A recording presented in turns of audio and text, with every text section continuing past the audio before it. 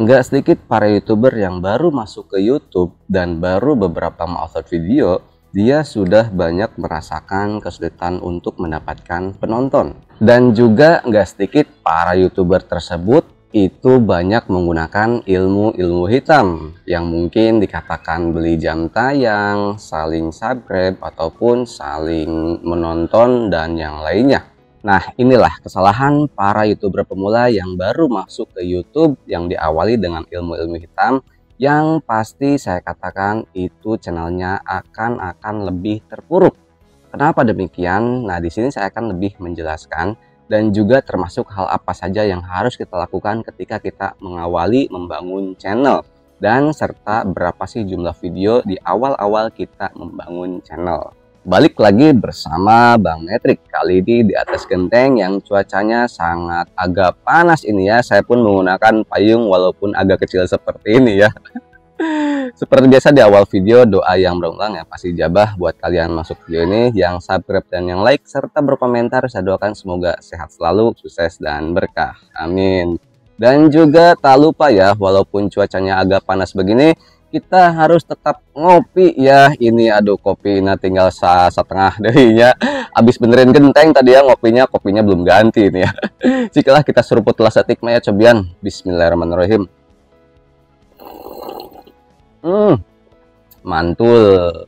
Channel YouTube yang baru itu nggak jauh beda seperti halnya seorang atlet yang baru memulai menjadi atlet profesional. Jika seorang atlet itu ingin lebih berkembang dan ingin banyak dilihat oleh para manajer-manajer profesional, maka si atlet itu harus makan makanan yang bergizi dan juga latihannya harus bisa konsisten secara original, bukan menggunakan doping. Sekarang, apa jadinya jika seorang atlet tersebut di awal-awal sudah menggunakan doping? Yang ada nanti para manajer tidak akan ingin merekrutnya sebagai atlet profesional, yang ada menjauhinya atlet tersebut. Enggak jauh beda seperti halnya channel yang baru memulai, yang dimana dia harus bisa makan makanan yang bergizi, artinya ya diupload dengan video-video yang berkualitas dan juga dengan upload yang lebih konsisten. Lalu, kenapa channel-channel yang baru memulai itu sangat sulit untuk mendapatkan penonton? Karena channel yang baru itu banyak persaingannya. Nggak sedikit, sekarang di setiap harinya banyak sekali orang-orang yang membuat channel baru. Nah, di sanalah harus bisa lebih bersaing.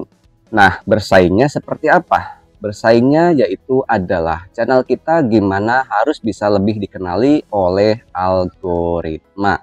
Saya pernah membahas bahwasanya video yang diawali upload yang baru publik, video tersebut yang melihat itu bukanlah manusia, melainkan robot, yaitu sistemnya YouTube atau yang sering kita katakan adalah algoritma. Maka nggak salah, video-video ataupun channel-channel yang baru memulai itu akan sangat sulit untuk mendapatkan penonton. Algoritma itu biasanya suka pada channel-channel yang memiliki tanda-tanda kehidupan, artinya yang aktif ya, yang pastinya teman-teman sudah banyak mendengar bahwasanya jika kita menjadi YouTuber itu kita harus bisa lebih konsisten dalam segi upload. Nah, algoritma sukanya seperti itu, orang-orang yang konsisten. Aduh, anginnya ini ya. Bisa dikatakan bahwasanya channel yang baru itu adalah channel yang sedang dipantau oleh algoritma. Sekarang apa jadinya jika channel baru tersebut itu dikasih doping ataupun ilmu-ilmu hitam seperti halnya membeli jam tayang, saling menonton, saling subscribe. Nah, inilah kenapa si algoritma itu menjauhi channel kita. Ini dari pengalaman teman-teman kita yang dimana teman-teman kita itu mengawali sebuah channel itu dengan ilmu-ilmu hitam tersebut, yang pastinya teman-teman juga sudah banyak merasakan channelnya itu lebih terpuruk ya. Sama seperti halnya saya pun pernah membuatkan sebuah channel yang dimana ya saya bereksperimen, channel baru tersebut saya injek ataupun saya kasih doping dengan beli jam tayang. Itu hanya sekedar eksperimen dan alhasil itu tidak berkembang. karena si algoritma menjauhi channel kita. Di samping itu, algoritma itu akan bisa lebih mendekati channel yang isi channelnya itu satu niche ataupun satu tema. Mungkin teman-teman banyak sekali mendengar bahwasanya jika ingin membangun channel itu harus dalam satu arah ataupun dikerucutkan ya. Kita membuat channel yang harus diawali dengan satu tema. Yang pernah saya katakan bahwasanya jika kita mengupload video dan itu video akan masuk ke rak-rak khusus ya. Nah, di sanalah nanti algoritma akan lebih bekerja untuk lebih mempromosikan video kita ke target-target sesuai dengan metadata video kita.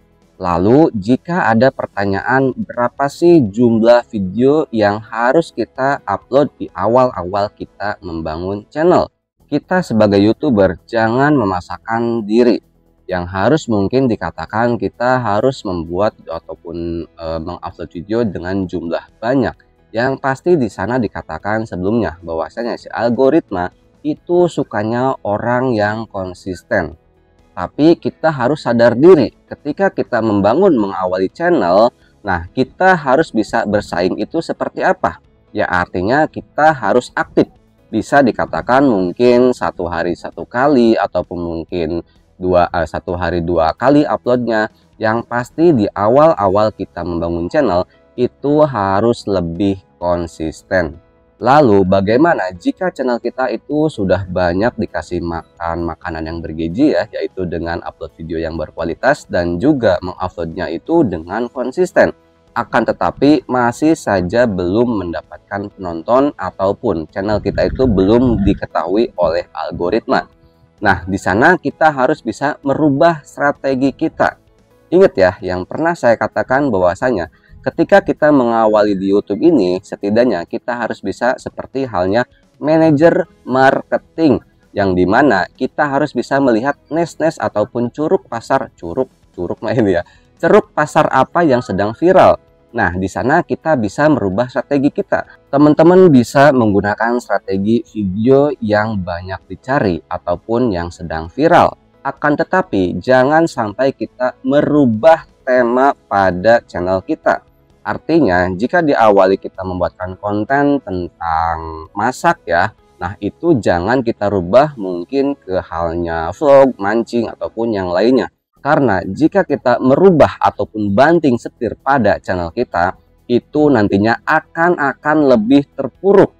Ini banyak sekali yang mengalaminya ya, bahwasanya jika kita merubah tema pada isi channel kita, yang diawali itu dengan tema yang sudah A, maka kita ganti B, nah itu akan sangat lebih sulit.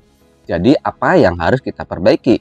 Yaitu adalah metadatanya dan juga dari thumbnailnya. Nah, di video sebelumnya saya sudah mengatakan bahwasanya pintu gerbang utama video kita ataupun channel kita itu tergantung adalah dari thumbnailnya. Jika thumbnailnya kurang bikin penasaran, maka orang pun gak akan menonton video kita ataupun gak akan mengklik video kita ya. Nah, untuk membuat thumbnail dengan menggunakan ponsel, kalian bisa lihat video yang ini ya, klik saja di sana. Mudah-mudahan hal ini bisa bermanfaat buat teman-teman yang lagi membangun channel baru.